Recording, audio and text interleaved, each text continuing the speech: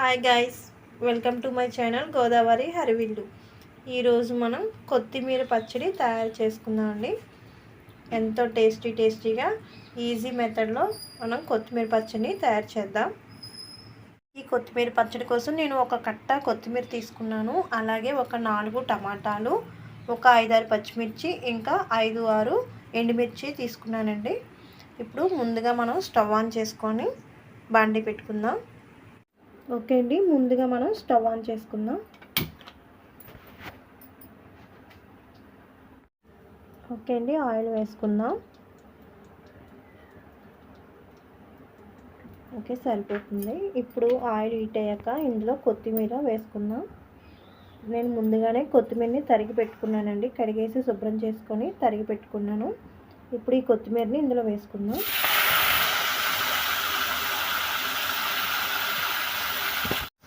Okay అండి, కొత్తిమీర వేసుకున్నాం కదా. ఇప్పుడు ఇందులోనే నేను ఎండుమిర్చి కూడా వేసుకుంటున్నాను.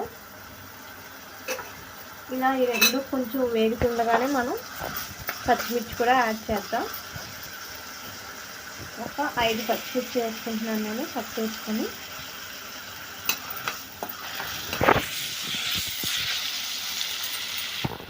ఇందులోనే జీలకర్ర వేసుకున్నాం కొంచెం, అలాగే ధనియాలు కూడా ఇప్పుడే వేసుకున్నాం. వీటన్నిటిని ఒకసారి కలుపుకుందాం.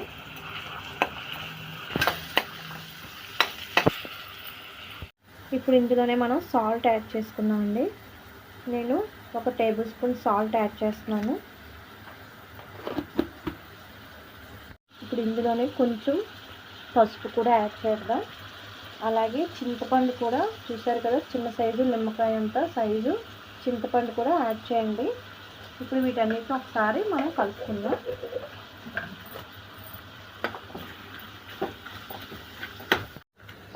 ఓకే అండి, ఒక 5 నిమిషాలు మనం దీనిపైన మూత పెట్టేసుకుందాం. మూత పెట్టి 5 నిమిషాల తర్వాత చూద్దాం. అయితే స్టవ్ని సిమ్లో మాత్రమే పెట్టండి. కొంచెం స్టవ్ లో ఫ్లేమ్లో పెట్టి ఉడికించుకుందాం. ఓకే అండి, 5 మినిట్స్ తర్వాత మూత తీసి చూద్దాం. చూసారు కదా, కొత్తిమీర అంతా కూడా బాగా వేగింది. ఇప్పుడు ఇందులోనే మనం కట్ చేసి పెట్టుకున్న టమాటాస్ యాడ్ చేద్దాం.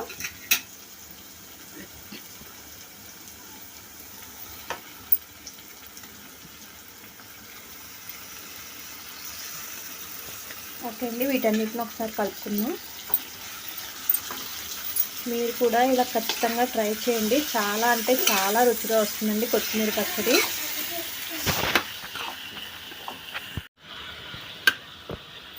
ఇలా 5 మినిట్స్ కలుపుకున్నాక మనం దీనిపైన మూత పెట్టుకుందాం. మూత పెట్టుకొని ఒక 10 మినిట్స్ తర్వాత మూత తీసి చూద్దామండి.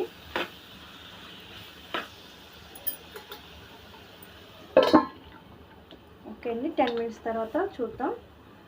ఓకే అండి, 10 మినిట్స్ తర్వాత మూత తీసి చూద్దాం. చూసారు కదా, బాగా వేగినాయండి. నేను ఇందాక ఇందులో అల్లం వేయడం మర్చిపోయానండి. నేను ఇందులో అల్లం కూడా యాడ్ చేశాను. మీరు కూడా అల్లం యాడ్ చేయండి.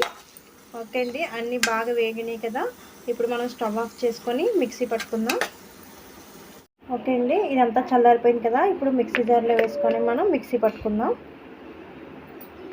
ఓకే అండి, మిక్సీ పట్టుకున్నాం కదా. ఇప్పుడు చూద్దాం. చూసారు కదా,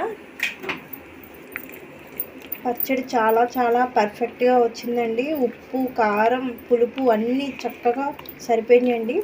ఈ పచ్చడిని కానీ మనం వేడివేడి అన్నంలో కలుపుకు తింటే చాలా చాలా బాగుంటుంది. ఇది దోశల్లోకైనా చాలా టేస్టీగా ఉంటుందండి. మీరు కూడా ఖచ్చితంగా ట్రై చేయండి. చాలా టేస్టీగా వచ్చిందండి పచ్చడి. Okay friends, thank you. Please subscribe.